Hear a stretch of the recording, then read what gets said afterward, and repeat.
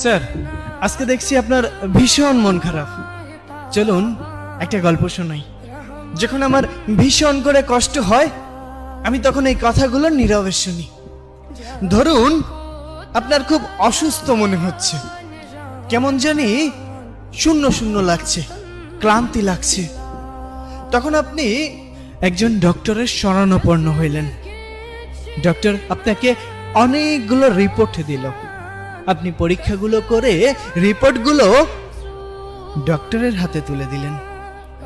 Doctor রিপোর্টটা হাতে নিয়ে আপনার মুখের দিকে তাকাচ্ছে, আবার রিপোর্টের দিকে তাকাচ্ছে। তখন আপনাকে জিজ্ঞাসা করলো, আপনার সাথে কেউ আসেনি? তখন আপনি বললেন, না, আমি একাই এসেছি। অনেক দিন ধরেই ক্লান্ত মনে হচ্ছে, কেমন জানি মনে হচ্ছে, আমি জানি না।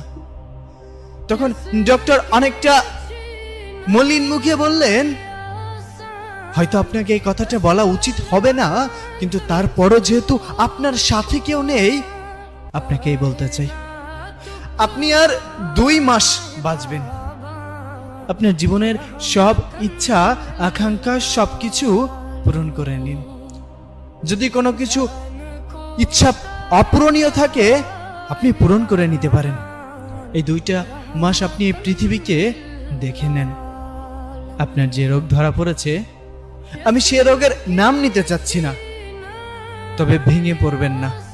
মানুষ মাত্রই মরণশীল, আজ না হোক কাল ঠিকই চলে যেতে হবে। আপনাকে এজন্যই সতর্ক করে দিলাম, কারণ আমি এমন রোগী অনেক দেখেছি।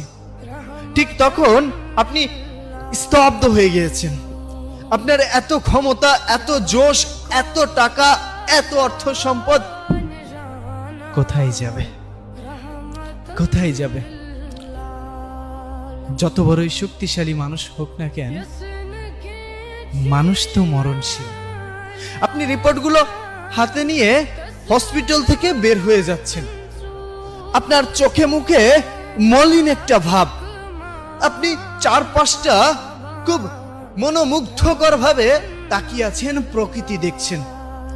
কেমন জানি আপনার এই প্রকৃতি ছেড়ে যেতে মন চাচ্ছে না। আপনার ভীষণ কষ্ট হচ্ছে, দম বন্ধ হয়ে যাচ্ছে। আপনি বাসায় গেলেন। বাসায় যেতে অনেক দেরি হয়ে গেল। তখন প্রতিদিনের মতো আজও বাবা বলে উঠলো, দেখো তোমার গুণধর ছেলে এসেছে, নাও এখন হাত পা ধুইয়ে খাবার দাও, খেয়ে আবার বের হোক। সারাদিন তো কোনো কাজকর্ম নেই।